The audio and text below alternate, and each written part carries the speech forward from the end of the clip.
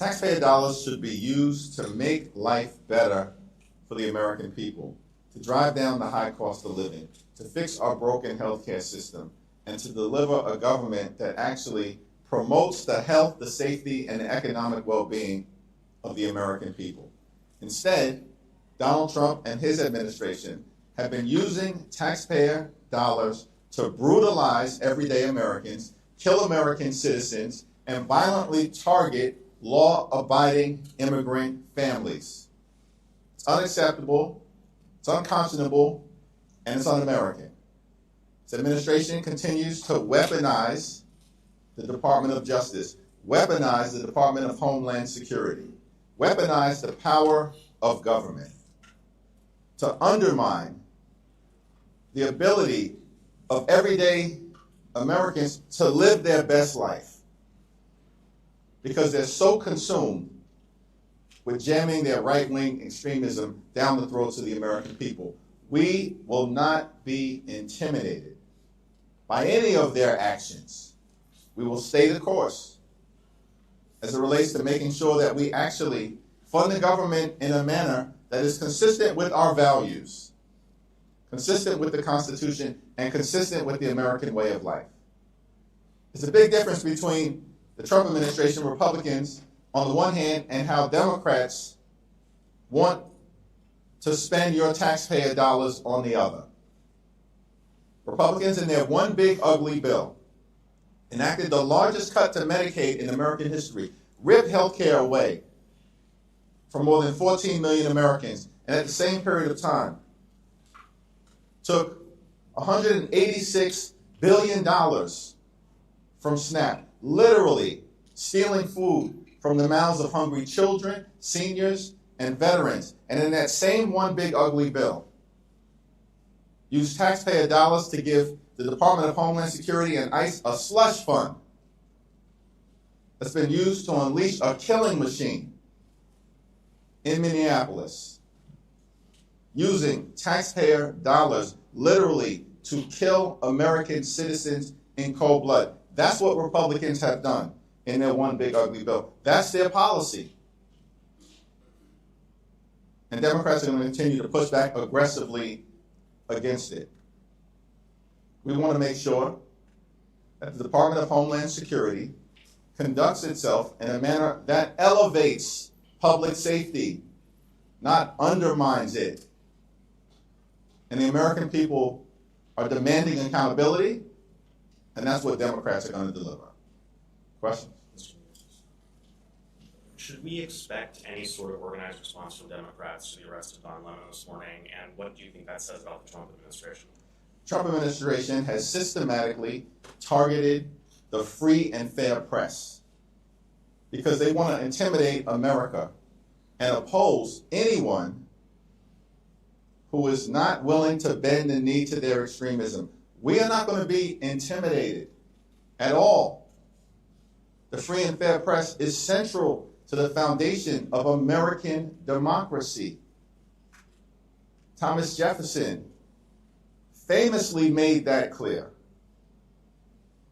that he would prefer a country that had newspapers over government as opposed to governments over newspapers. This is central to who we are as a country. And so Don Lemon, we know, is an accomplished journalist who was doing his job as part of the free and fair press. There's no legitimacy, no basis to Don Lemon's arrest, no basis to the arrest of the other journalists. And the American people are not going to stand for it. And House Democrats are going to stand up for them. And the rights of the free and fair press as central to American democracy and our values in terms of who we are. But how? I issued a statement as it relates to where we are right now. It just happened. And so we haven't had an opportunity, even as members of Congress, to talk to each other about next steps. But of course, next steps will be forthcoming. Thank you, Mr. Leader. I'm sure you've been monitoring what's going on in the Senate. What's your reaction to the fact that there's not a bill yet with the government deadline looming? Do you have any plans to speak to Speaker Johnson between now and when the House gets that? And do you think that 2 weeks is enough time to negotiate the reforms that you're looking for? I know that there's a lot there. So. We have to deal with the issue of reining ICE and the Department of Homeland Security in with the fierce urgency of now. And a 2-week window will evaluate whether that's sufficient time, but there's urgency to dealing with this issue. Because ICE, as we've seen, is out of control, and the American people know it. The American people know that the Trump administration on all of the things has gone too far. And that taxpayer dollars should not be used to brutalize the American people, and in some instances, kill them. So this is something that has to be addressed. And, you know, Democrats in the Senate, led by Chuck Schumer, supported by the House, made a clear demand. Separate out the 5 bills that clearly have bipartisan support. And then separately, we can deal with making sure that ICE is brought under control in a variety of different ways, including our demand, which we will not walk away from, which is that judicial warrants should be required before ICE can storm homes and rip people out of their cars. Judicial warrants. The masks have to come off. And body cameras need to be turned on for everyone. There should be an explicit prohibition on the detention and deportation of American citizens, period, full stop. And lawless agents who are brutalizing everyday Americans and law-abiding immigrant families, targeting them violently in violation of the law, should be investigated and prosecuted independently of the Department of Justice. We cannot trust the Department of Justice. They're an illegitimate organization right now under the leadership of Pam Bondi and the direction of Donald Trump. And so, if anything, the events of today reinforce, as it relates to the Department of Justice targeting journalists and part of the free and fair press, that the Department of Justice cannot be trusted to freely and fairly work through the criminal justice system.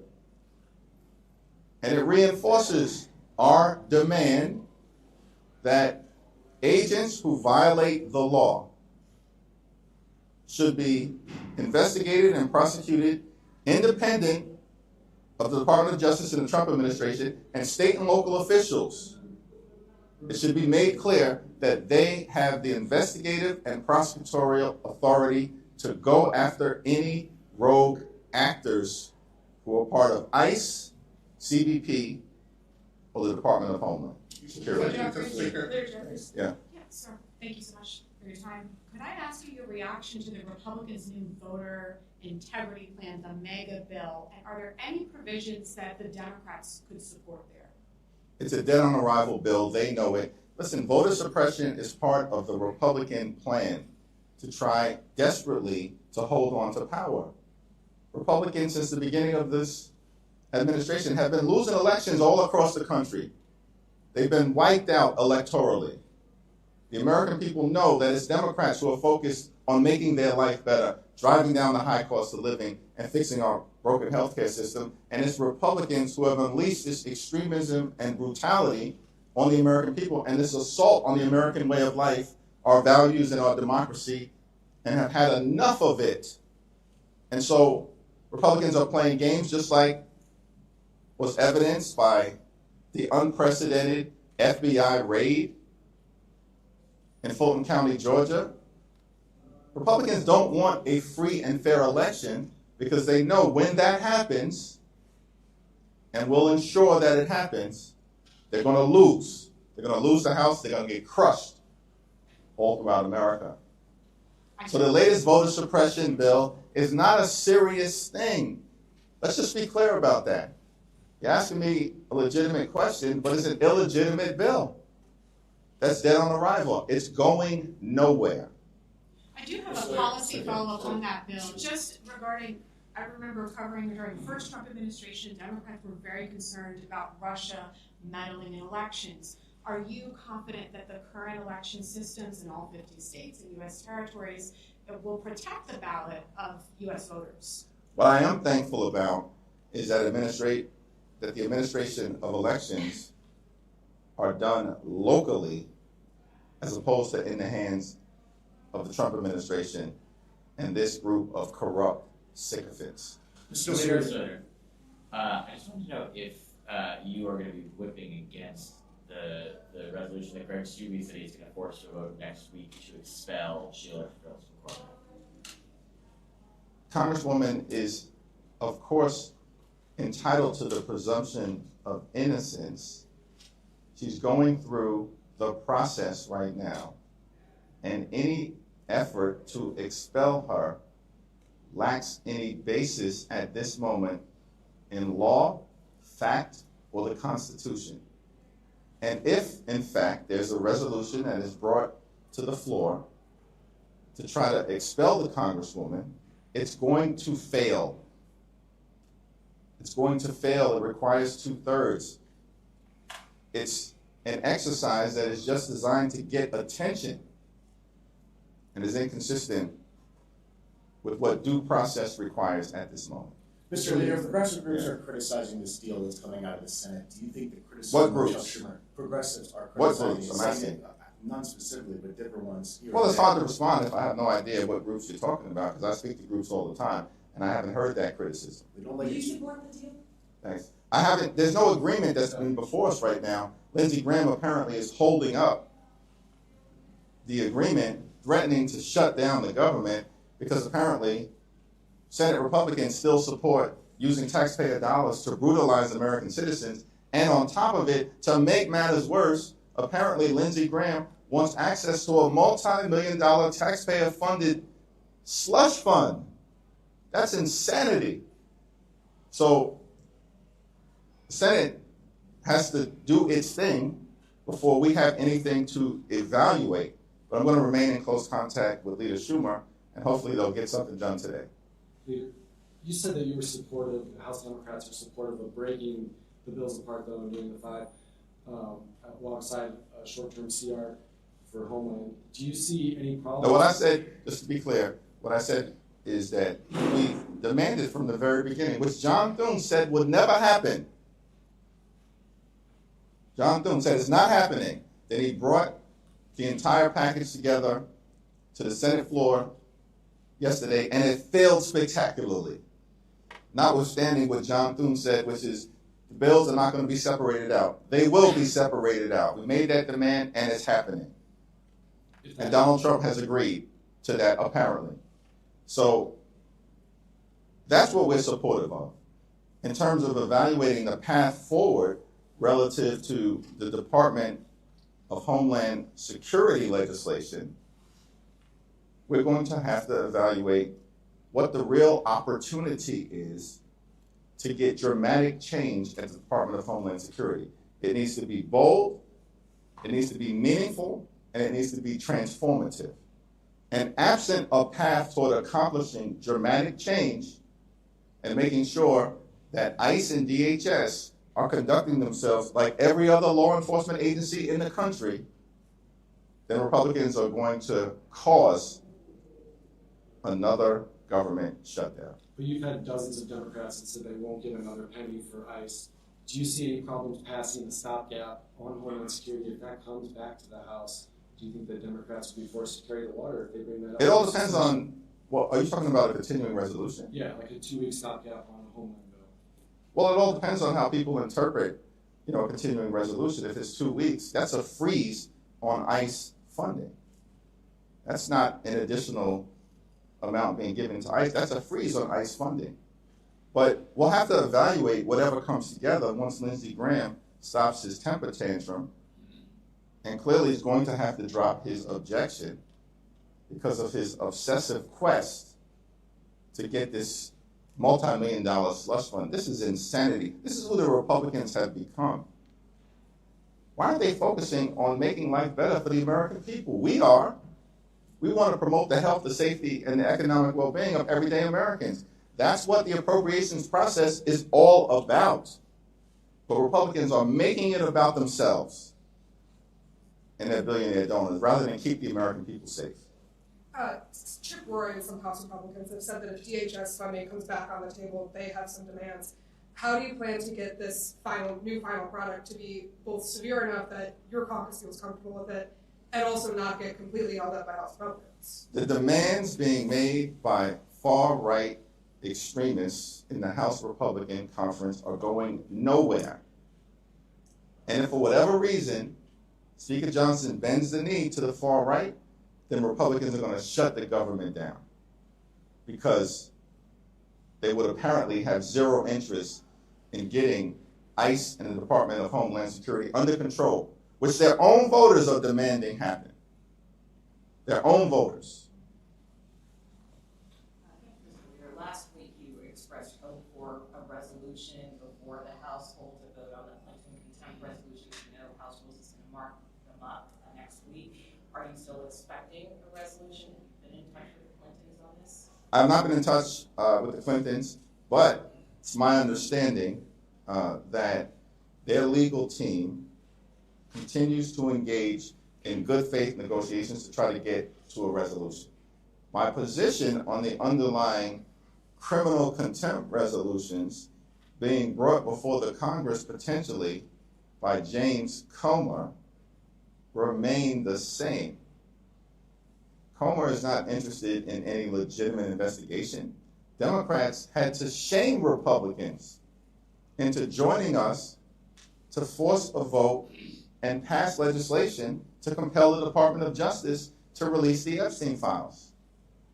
Pam Bondi and the DOJ are the ones who should be held in criminal contempt at this point because they're in direct violation of a federal law that Donald Trump signed to release the Epstein files that are in their possession.